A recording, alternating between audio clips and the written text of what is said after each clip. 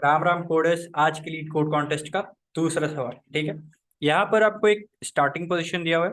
ठीक है, और आपको दिया हुआ है एक एंडिंग पोजीशन।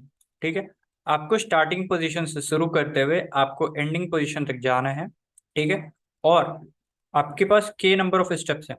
ठीक है, आपको एग्जैक्टली के स्टेप्स यूज करते हुए परफॉर्म एग्जैक्टली के स्टेप्स, ठीक है, आपको करते हुए स्टार्टिंग पोजीशन से शुरू करते हुए आपको एंडिंग पोजीशन तक जाना है।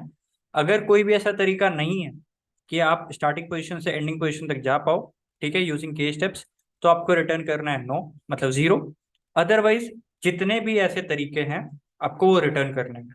ठीक है, तो ये क्वेश्चन जो है अगेन बहुत ही सिंपल है। और यहाँ पर एक चीज और आपको सिंपल क्या करने के लिए दिया हुआ है कि किसी भी एक पोजीशन पे है, ठीक है, आप तो या तो आप उसके लेफ्ट पे जा सकते हैं एक पोजीशन, या फिर एक पोजीशन राइट पे जा सकते हैं। ठीक है, तो क्वेश्चन एक बार देखते हैं किस तरीके से अप्रोच करना चाहिए। ठीक है, तो मान लेते हैं अपन शुरुआत कर रहे हैं एक्स से। ठीक है, एक्स से शुरुआत कर रहे हैं, एक्स पोजीशन से स्टार्ट कर रहे हैं।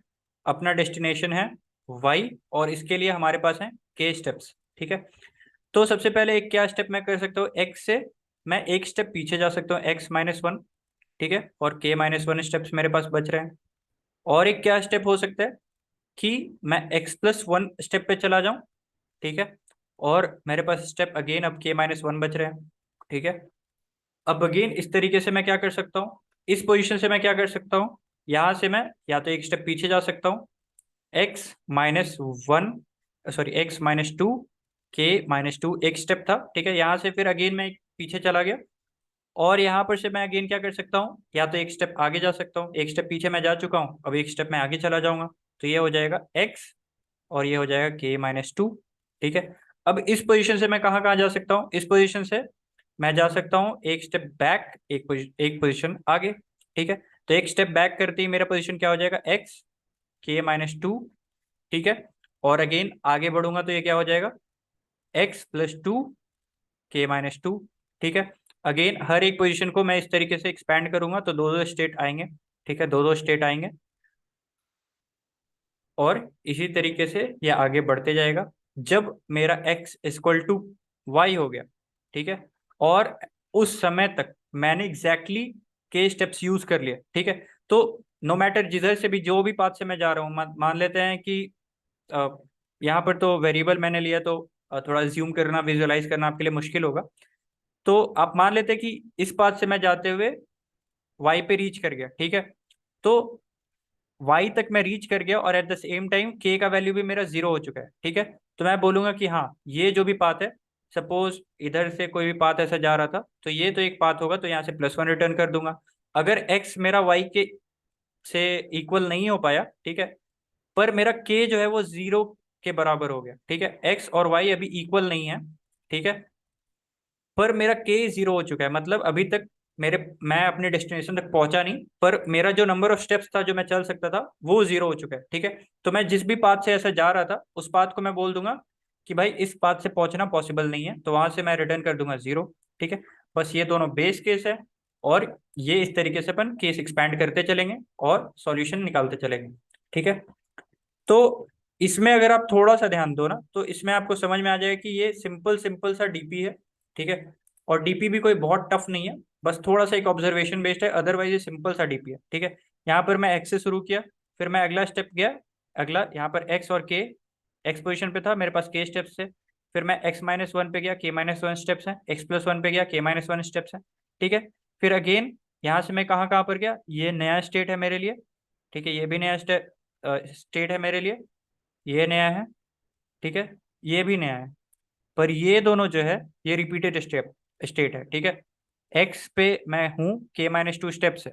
ठीक है, तो यहाँ से जो भी रास्ता मेरा निकल के आएगा, और यहाँ से जो भी मेरा रास्ता निकल के आएगा वो सेम ही है। ठीक है, क्योंकि आप एक्स पोजीशन पे हो, अभी आपके पास k-2 स्टेप्स बच रहे हैं। ठीक है, तो ये वाला स्टेट और ये वाला स्टेट सेम है। ठीक है, तो अगर मैं पहले से प्री कंप्यूट कर चुका हूँ एक बार इसके लिए आंसर, ठीक है, तो मैं इसको स्टोर कर लूंगा अपने एक डीपी में। ठीक है, और फिर आगे जाके अगर फिर से मेरा ये स्टेट आता है, रिपीट होता है, तो मैं इसके लिए जो भी कंप्यूट किया हुआ आंसर है उसको यहाँ पर रिटर्न करा दूंगा विदाउट कंप्यूटेशन। तो बस सिंपल सा डीपी है। आई होप कि मतलब जो सबने डीपी शुरुआत किया होगा तो इसी इसी टाइप के क्वेश्चन से अपने शुरुआत किया होगा। तो अगर आपको डीपी में थोड़ा दिक्कत आ रहा है तो आप हमारे डीपी वाले प्लेलिस्ट को भी फॉलो कर सकते हैं। अदरवाइज ये आई डोंट थिंक ये बहुत टफ डीपी है जो कि आपको समझ में टफ लगे। आई होप कि एक्सप्लेनेशन से क्लियर जा रहा होगा। तो बस सिंपल सा अपन क्या करेंगे, ये दोनों बेस केस है। अगर एक्स मेरा वाई के इक्वल हो चुका है मतलब मैं अपने डेस्टिनेशन पे पहुंच चुका हूँ, एट द सेम टाइम मेरा के जो है वो जीरो हो चुका है, मतलब मैंने जितने भी स्टेप लगाने थे एग्जैक्टली के स्टेप मैं लगा चुका हूँ। ठीक है, तो यू हैव टू रिटर्न +1। ठीक है, कि उस वे से, जिस वे पे आप जा रहे थे +1 -1 करते करते, उस वे से जाने पे एक आपको एक पाथ मिल रहा है जो आंसर है। ठीक है, ठीक है। और अगर एक्स आपका वाई के इक्वल नहीं हुआ है पर आपका के जीरो हो चुका है, मतलब कि आप मतलब पूरे स्टेप एग्जॉस्ट कर चुके हैं पर आप अपने डेस्टिनेशन पे नहीं पहुंचे, तो आप जिस भी रास्ते से जा रहे थे उस रास्ते पे जाने से आपका मतलब जो मोटिव है वो क्लियर नहीं होगा। ठीक है, तो एज सिंपल एज दैट, बस इसी को मैंने कोड कर दिया है। ठीक है, और जिस तरीके से हमने बात की बिल्कुल उसी तरीके से कोड है। ठीक है, तो सिंपल सा ये रिकर्शन प्लस मेमोराइजेशन है। तो सबसे पहले अपन रिकर्शन को समझ लेते हैं कि अगर मेरा के इक्वल टू जीरो हो चुका है और करंट जो वैल्यू है, ठीक है, वो मेरे टारगेट के इक्वल हो चुका है, देन आई टू रिटर्न 1। ठीक है, अभी हमने बात किया अगर के मेरा जीरो हो चुका है, ठीक है, पर करंट वर्टेक्स मेरा जो है, करंट वैल्यू जो है मेरा वो टारगेट के इक्वल नहीं हुआ है, तो इन दैट केस मैं रिटर्न करूंगा 0। ठीक है, और ये मेमोराइजेशन स्टेप है, बाद में डिस्कस करेंगे।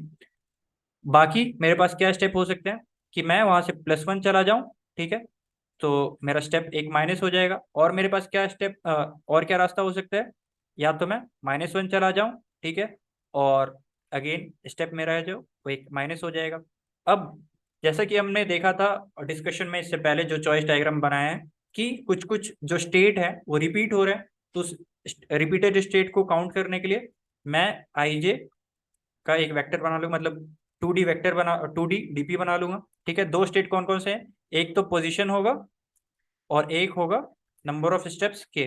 ठीक है, ये दोनों स्टेट होंगे और इन दोनों स्टेट के कॉरस्पॉन्डिंग अपन एक डीपी बना लेंगे। ठीक है, अब आप बोलोगे यहाँ पर 4000 मैंने क्यों लिया है जबकि कंस्ट्रेंट्स में मेरा 1000 ही था। ठीक है, तो हो सकता है कि जैसे मैंने 1 से शुरू किया और मेरे पास के मान लेते 10 है, तो एक मैं 1 से जा सकता हूँ 0 पे, स्टेप 9। ठीक है, अब यहाँ से मैं जा सकता हूँ -1 पे, स्टेप मेरे पास क्या है 8। ठीक है, यहाँ से मैं जा सकता हूँ -2 तक। ठीक है, तो अभी भी मेरे पास 7 स्टेप बच रहा है। तो ये जो नेगेटिव हो रहा है ना, ठीक है, अपन नेगेटिव वैल्यू को कहाँ पर स्टोर करेंगे, डीपी में। ठीक है, तो उसके लिए मैंने क्या किया है कि जब भी मैं करंट वर्टेक्स स्टोर करूंगा उसको +1000 करके स्टोर करूंगा। ठीक है, ये यहाँ पर दिया हुआ है मेरा कि जो पोजीशन है एक्स और वाई, ठीक है, स्टार्टिंग और एंडिंग, वो दोनों 1000 के अंदर होगा और जो के भी है वो भी 1000 के अंदर ही होगा। तो अगर मैं कहीं से भी शुरू करूं वो -1000 से नीचे तो नहीं गिर सकता। ठीक है, तो -1000 से नीचे नहीं गिर सकता, तो मैं पहले ही +1000 कर दे रहा हूँ। ठीक है, तो मेरा जो भी आंसर आएगा वो वर्टेक्स का, वो 0 से लेके मेरा 2000 की रेंज में आएगा। ठीक है, अदरवाइज क्या आ सकता था, वो आ सकता था -1000 से 1000 की रेंज में। जैसे ही मैंने इस पे 1000 ऐड कर दिया तो ये अब आएगा 0 से 2000 की रेंज में। ठीक है, बस सिंपल सा है। अगर वो मैंने ऑलरेडी इसका वैल्यू स्टोर सॉरी कैलकुलेट किया हुआ है, ठीक है, मैंने स्टोर किया हुआ है, तो मैं यहाँ पर रिटर्न कर दूंगा। अगर मैंने कैलकुलेट नहीं किया है तो मैं जाके इस तरीके से कैलकुलेट करूंगा और इन द एंड मैं उस वैल्यू को स्टोर कर लूंगा और मैं रिटर्न कर दूंगा। ठीक है, तो दैट्स इट। मुझे उम्मीद है आपको समझ में आ गया होगा। अगर इसके बाद भी कोई डाउट है तो आप कमेंट सेक्शन पे आ सकते हैं या फिर आप जुड़ सकते हैं हमारे सोशल मीडिया पेजेस के हैंडल से, जिनका लिंक डिस्क्रिप्शन बॉक्स में दिया हुआ है। That's it for now, thank you.